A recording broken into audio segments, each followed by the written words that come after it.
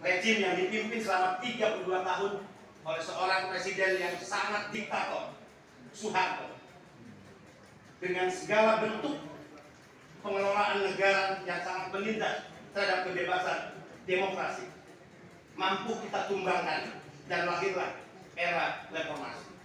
Kita menjadi bagian sejarah dari lahirnya gerakan reformasi 98. 23 tahun lalu adalah perjuangan yang bukan berarti kita harus mengatakan bahwa itu sudah selesai. 4 musuh utama Barikade 98 sudah kita tetapkan bersama. Pertama adalah Cendana, yang hingga hari ini setelah kekuatan Orde Baru kita tumbangkan, kekuatan Cendana masih hidup dan berupaya untuk bangkit dan kembali ke panggung kekuasaan. Mereka juga dalam Pilpres 98 yang memotori, yang bahkan memodali kerusuhan atas nama penolakan hasil demokrasi pemilihan presiden pemilu 2019. Yang kedua adalah oligarki Orde Baru, sebuah kekuatan yang hingga hari ini juga tidak mengenal kata mati dan berupaya untuk terus bangkit kembali. Yang ketiga adalah pengusaha hitam, kekuatan kartel ekonomi yang sejak Jokowi berkuasa dan memimpin negara ini, mereka tidak memiliki kesempatan untuk menjarah, merampok semua sumber daya alam yang seharusnya dikuasai oleh rakyat, tapi 32 tahun selama Orde Baru dikuasai oleh kartel ekonomi yang didukung penuh oleh kekuatan Orde Baru dan Cendana. Yang keempat adalah HTI dan jaringannya. Sebuah kekuatan yang akan menjadi musuh laten kita. Kita bisa mengatakan bahwa secara organisasi mereka telah dibubarkan. Tapi secara ideologi mereka akan tetap hidup, melakukan infiltrasi terhadap sendi-sendi kehidupan berbangsa dan bernegara kita. Bahkan infiltrasi untuk masuk ke institusi-institusi kenegaraan kita. Kita tidak boleh lengah, kawan-kawan. Fenomena Pilpres 98 yang diawali dengan Pilkada DKI Jakarta. Kekuatan mereka, kelompok itu, gerombolan yang saya berani mengatakan adalah agen dan pion dari proksi internasionalisme, tidak lagi menjadi kekuatan dan kelompok yang melakukan perjuangan ideologi mereka secara tertutup.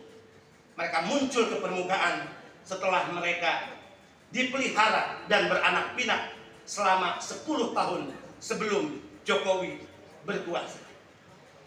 Mereka berani mendeklarasikan diri sebagai kekuatan yang anti Pancasila. Mereka berani tampil untuk mengatakan bahwa Pancasila adalah togut, pemerintahan yang dihasilkan dari sistem demokrasi adalah togut, dan demokrasi itu sendiri adalah togut bagi mereka. Ini ancaman serius, sekalipun secara jumlah mereka adalah kekuatan yang sangat kecil. Tapi kesalahannya kita sebagai kekuatan mayoritas menjadi kekuatan yang permisif, yang bisa menggerutu, marah, tapi kita cenderung tidak melakukan apapun untuk menghadapi mereka. Saatnya narasi-narasi mereka kita lawan dengan kontra narasi. Saatnya gerakan politik mereka kita lawan dengan gerakan politik kita. Dan saatnya jika mereka mengatakan revolusi, maka kontra revolusi akan kita lakukan untuk menghadapi mereka. Kawan-kawan, ini tugas sejarah kita. Sekali lagi, ini tugas sejarah kita. Indonesia dengan multikultur, suku, agama telah bersepakat ideologi kita adalah Pancasila dan bukan atas nama agama. Agama apa? Tapi jika kekuatan mereka hari ini dengan berani muncul ke permukaan, maka sesungguhnya mereka telah mengibarkan bendera peperangan itu sendiri. Jadi hal yang keliru jika kita yang melahirkan reformasi 98, jika kita yang bertanggung jawab atas sejarah perjalanan perjuangan reformasi 98, demokratisasi dan cita-cita bernegara ini, kemudian kita mengambil sikap diam dan tidak melakukan apapun. Kita lihat pilkada DKI Jakarta. Berawal dari seorang tokoh dan anak bangsa yang bernama Ahok. Hanya karena dia seorang Nasrani. Hanya karena dia seorang etnis Tionghoa. Hanya karena dia bermata sipit. Kemudian Ahok dikafirkan. Dan seolah-olah tidak memiliki hak sedikit pun untuk menjadi pemimpin di DKI Jakarta dan di negara ini.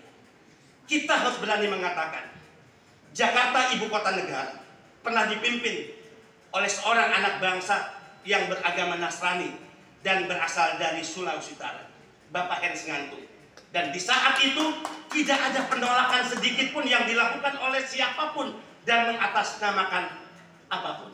Artinya, kita bersedia dan siap menerima siapapun yang memimpin negara ini. Bahkan pemimpin di daerah-daerah ini, sepanjang mereka memiliki komitmen untuk menciptakan keadilan bagi siapa. Kita tidak akan pernah mempersoalkan dia beragama apa. Kita tidak akan mempersoalkan dia dilahirkan di mana. Dan kita tidak akan mempersoalkan dia bersuku apa. Komitmen ini yang harus kita jaga. Kelompok-kelompok itu semakin liar dan gerombolan-gerombolan itu semakin nyata nampak ke permukaan. Mereka adalah serigala-serigala yang suatu saat akan menerkam dan membunuh kita. Satu kebodohan jika kita tetap tertidur lelap. Kita tidak melakukan apapun dan kita tidak mengambil sikap untuk menghadapi mereka dengan cara yang kita miliki. 4 musuh barikade 98 adalah bagian dari deklarasi kita, proklamasi kita, bahwa kita kekuatan mayoritas, bahwa kita kaum nasionalis tidak akan lagi untuk berdiam diri membiarkan republik ini dicabik-cabik oleh mereka yang selalu mengatasnamakan agama yang sesungguhnya untuk kepentingan politik itu sendiri.